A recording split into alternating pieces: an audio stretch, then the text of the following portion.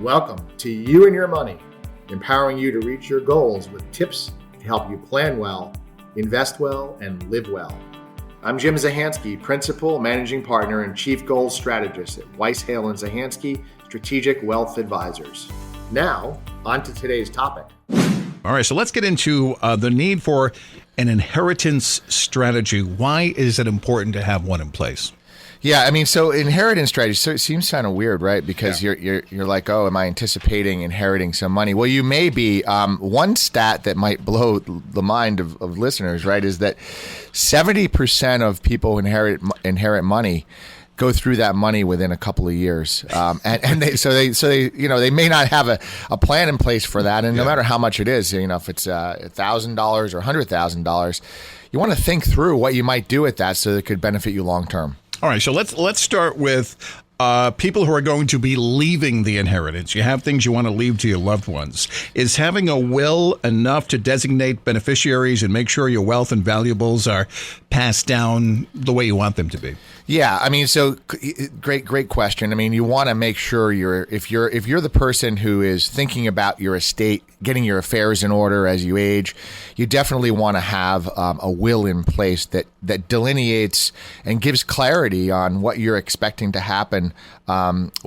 when you're not here. And in most cases, this will help manage through the probate process. You also want to be sure that beneficiaries on your retirement accounts are in good order. Making sure that they're the people who you want to leave the money to. Those beneficiaries or any transfer on death account that you might have at the bank, if you registered as a transfer on death account, will sort of pass very easily ahead of probate right to whoever you're leaving them to. So, we've seen circumstances where IRA beneficiaries may not be the people you want it to leave. Mm-hmm.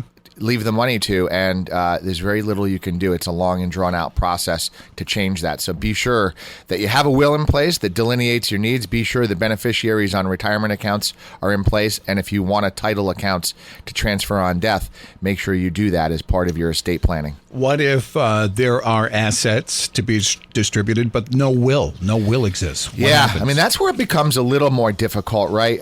This is where it complicates the process quite a bit, because then it could take a while to sort through the probate process on exactly who should be inheriting assets like homes and money and vehicles and those sorts of things. And that's why having a plan in place if you're aging and being sure that you can clearly articulate where you would love all of your possessions to go to, it's really important to think about. Okay, let's switch gears now from the perspective of someone who is set to inherit. What do you need to do ahead of their loved one's passing in order to be prepared for that? Yeah, and this one may happen less often. I mean, particularly we find with the baby boomer generation, they're more likely to keep in what they have to themselves. And so really until death, right? Really what we would encourage and what we try to encourage clients is to have a conversation with your family members. This is where it all starts, right? I mean, if you're understanding what you might inherit ahead of when it happens can help you build a plan. This is particularly important as it relates to how it could, if you're inheriting money, how it could, help your own goals. But importantly, it also has you think things through like, how do you deal with the taxation of that inheritance? How does that fit into your goals and your plans? And if you can think about those things ahead of time, it obviously helps your own plan, and it helps you think through how to manage it when it happens.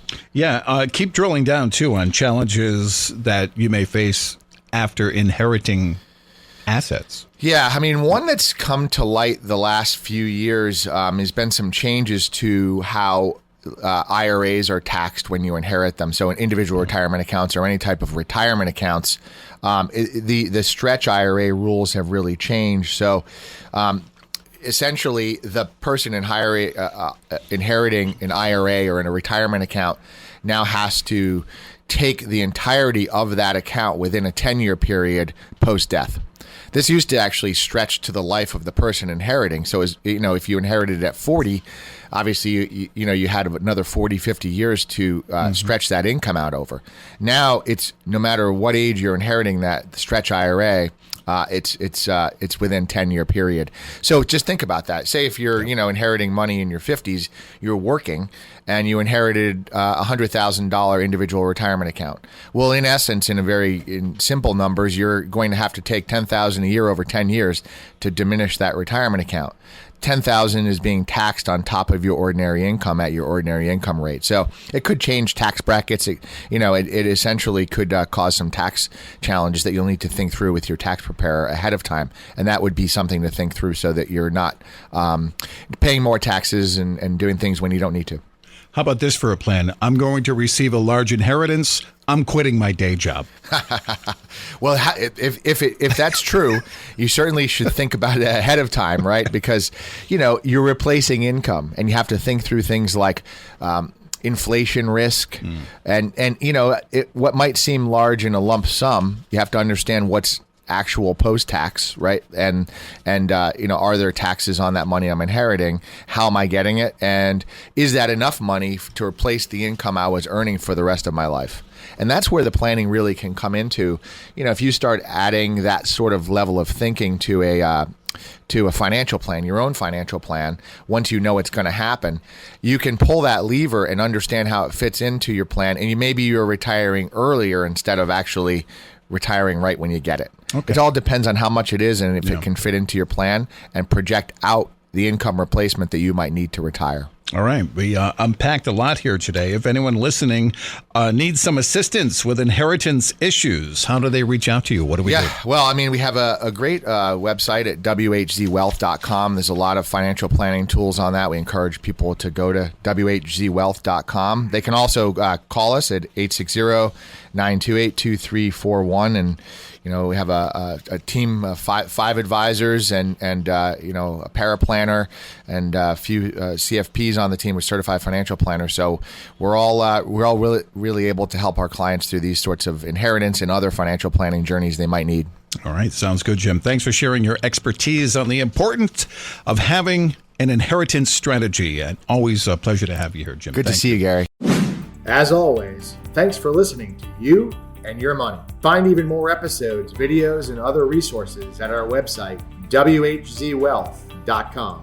Be sure to come back next week for more tips to help you live fearlessly and pursue your financial and life goals. Until then, live well. Weiss Hale & Zahansky Strategic Wealth Advisors offers securities and advisory services through Commonwealth Financial Network, member FINRA, SIPC, a registered investment advisor. Fixed insurance products and services offered through CES Insurance Agency. They practice at 697 Pomfret Street, Pomfret Center, Connecticut, 06259, and can be reached at 860-928-2341. Weiss Hale & Zahansky Strategic Wealth Advisors do not provide legal or tax advice. The tenured financial services team strives to support clients in achieving their financial life goals. For more information regarding wealth management and customized financial planning with Weiss Hale & Zahansky Strategic Wealth Advisors, please visit www.whzwealth.com.